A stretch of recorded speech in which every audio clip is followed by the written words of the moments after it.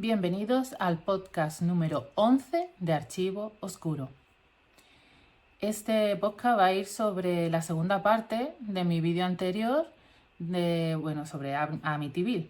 Esta va a ser la historia de la segunda familia que vivió, aunque brevemente, vivió en esa casa.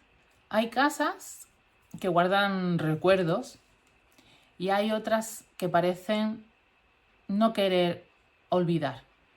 El caso de Amityville es aún hoy uno de los relatos más inquietantes y debatidos de la historia moderna.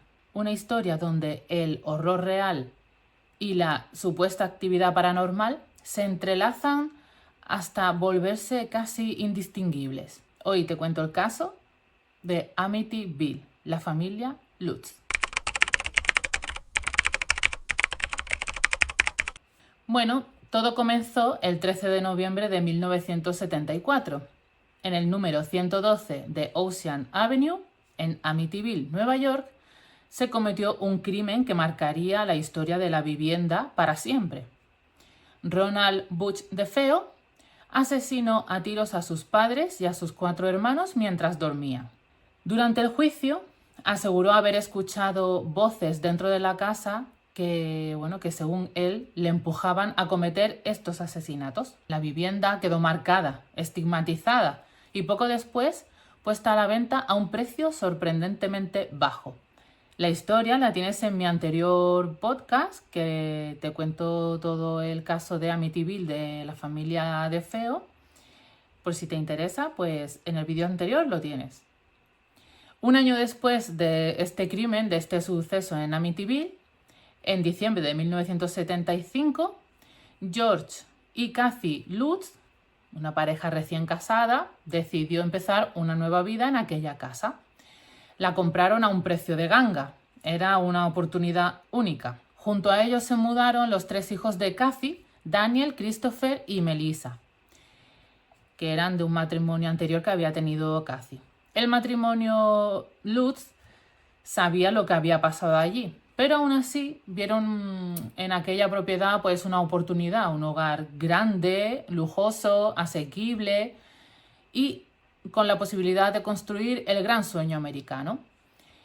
El mismo día de la mudanza tomaron la decisión de llamar al cura local, pues para bendecir la casa, algo así como limpiarla espiritualmente. El sacerdote que acudió fue Ralph J. Pecoraro. Según el relato posterior de los Lutz, mientras este párroco bendecía una de las habitaciones del piso superior, algo ocurrió. Una voz, una orden clara: fuera. Después de abandonar la casa, el sacerdote habría sufrido una serie de episodios inquietantes. Se enfermó repentinamente, con fiebre alta, llagas en las manos que parecían estigmas, interferencias telefónicas al intentar contactar con la familia Lutz y sensación de ser perseguido por una presencia. Sin embargo, años más tarde, el propio padre Pecoraro negó los elementos más dramáticos. Confirmó su visita a esta casa, sí admitió que aconsejó a la familia evitar una de las habitaciones en concreto simplemente por una mala sensación, pero afirmó que nunca escuchó ninguna voz, ni había sufrido llagas, ni nada. Pero bueno, para entonces la historia ya había comenzado a crecer. Los días pasaron y el ambiente dentro de la casa empezó a cambiar casi de inmediato, especialmente en George, el padre. El frío se convirtió en una obsesión para él. Pasaba horas cortando leña y alimentando la chimenea, pero aún así seguía teniendo un frío glacial. Descuidó su trabajo, descuidó su aspecto e incluso su higiene. Su carácter también cambió. Se volvió irritable, distante, impredecible, huraño. Y cada noche, sin excepción, se despertaba a las 3:15 de la madrugada, la misma hora en la que, según la investigación, se cometieron los asesinatos de los DeFeo un año antes. Pero no solo George cambió. La casa parecía reaccionar. Los Lutz afirmaron presenciar fenómenos cada vez más perturbadores. Enjambres de moscas en pleno invierno, sustancias oscuras que brotaban de las paredes y las cerraduras de las puertas, olores inexplicables, tanto olores agradables como olores putrefactos, cambios bruscos de temperatura. Y bueno, estos fenómenos eran constantes y además comenzaban a no sentirse solos. Melissa, la hija menor, comenzó a hablar con alguien, o mejor dicho, con algo. Ella lo llamaba Jody. Lo describía como un ser capaz de cambiar de forma. A veces era un cerdo gigante con ojos rojos y otras veces solo una voz que ella escuchaba. Decía que era su amigo, decía que era un ángel. Pero también le dijo algo más. Vas a vivir aquí para siempre. George, por su parte, afirmó haber visto esos ojos brillando en la oscuridad, observando desde el exterior de la casa a través de una ventana. Y con el paso de los días, el comportamiento de los niños pues también cambió. Comenzaron a sufrir pesadillas constantes. A veces sufrían de insomnio. Y un detalle inquietante, comenzaron a dormir boca abajo, exactamente en la misma posición en la que fueron encontrados los cuerpos de la familia DeFeo. Estaba claro que el sueño americano con el que habían soñado estaba muy lejos de serlo.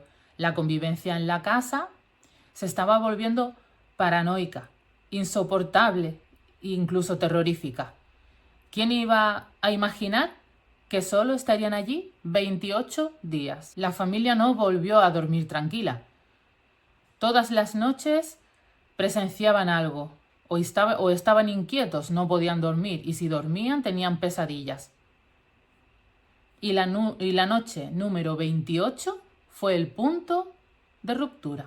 Hubo ruidos ensordecedores, objetos moviéndose por toda la casa, paredes que parecían vibrar o incluso rugir, y una presencia, no algo que se siente, sino algo que te empuja. Salieron de la casa con lo opuesto, dejaron atrás muebles, ropas, todas sus pertenencias. Corrieron por sus vidas, pues sentían que algo quería hacerles daño. Nunca detallaron completamente lo que ocurrió esa noche. Solo dijeron que era demasiado aterrador para contarlo.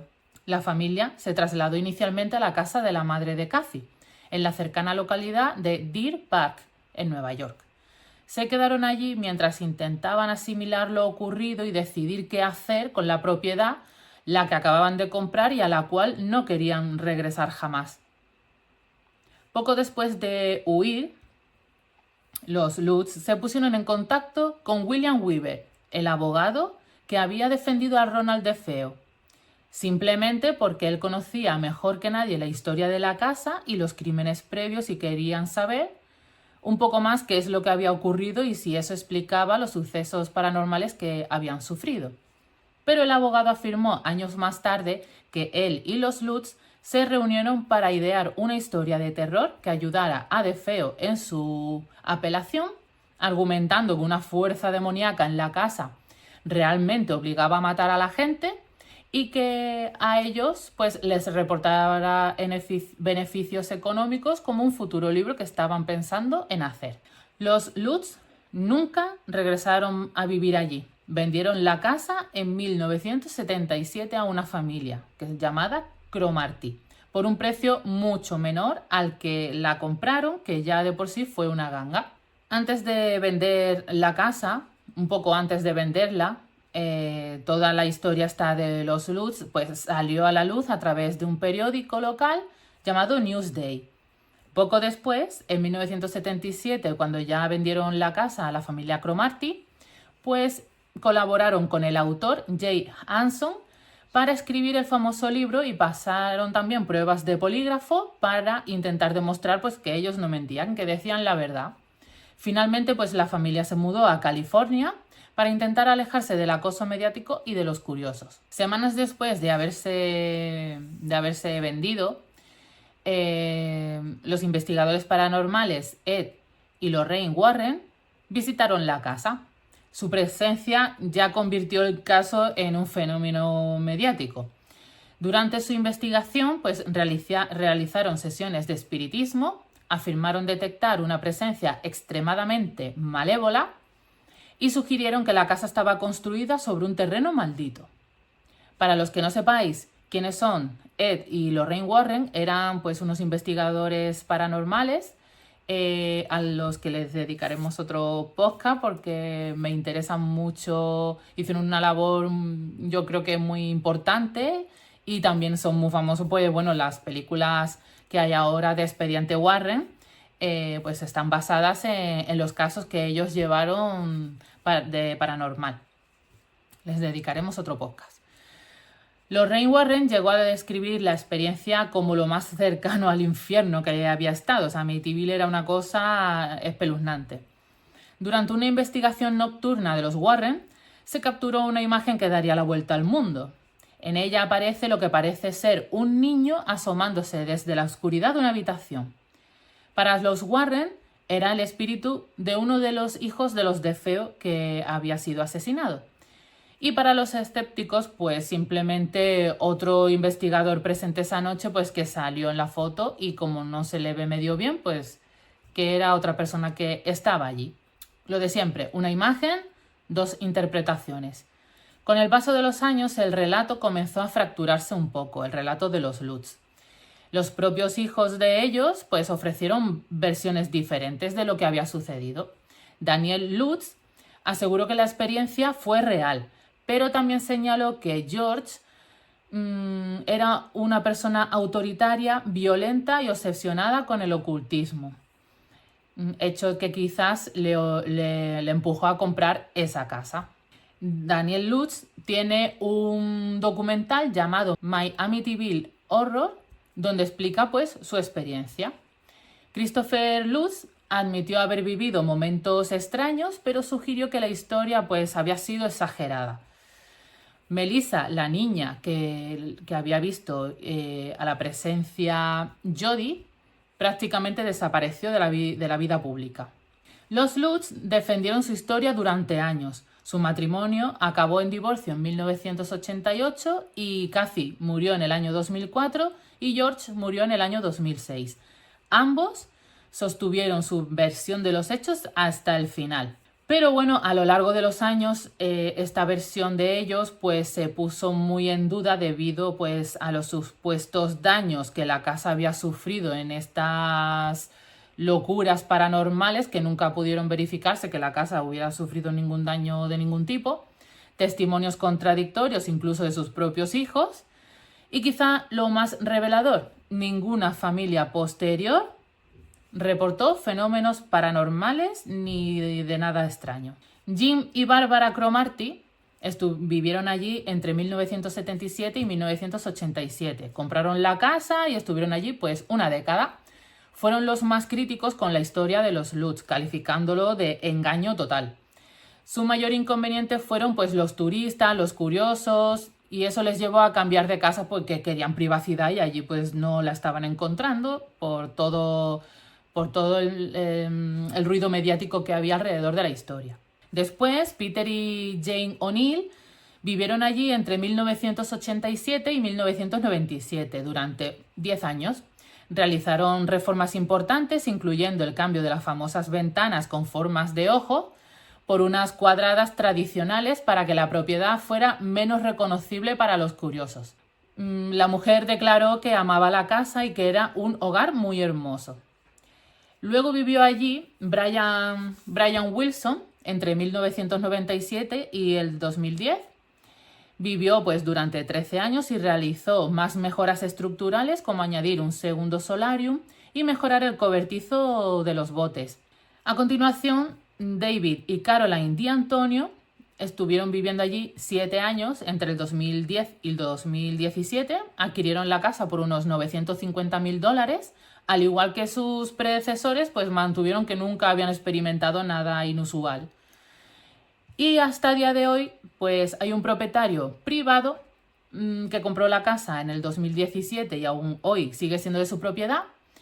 La compró, se estima, por $605,000 y bueno, se mantiene en el anonimato y la privacidad, pues porque no quiere tener nada que ver con el tema mediático y fanático.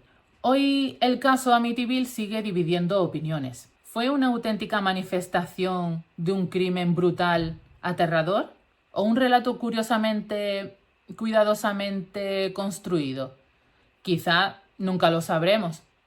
Pero lo que es innegable es que aquella casa logró algo que muy pocas historias consiguen: convertirse en un mito, inspirar películas y libros de terror y permanecer durante décadas después viva en la imaginación colectiva.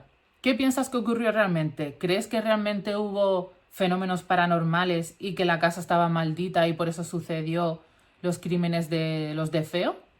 ¿O piensas que simplemente luego fue una excusa para sacar dinero de una historia de terror? Te leo en comentarios.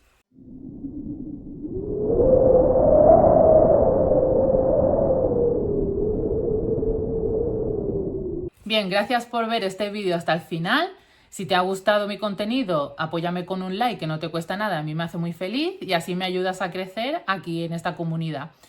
Ya sabes que te puedes suscribir con campanita para no perderte ninguno de nuestros casos. Aquí tratamos casos de true crime, paranormal, misterio, supervivencia. Y nada, espero que hayas disfrutado con la narración y nos vemos en el próximo caso. Adiós.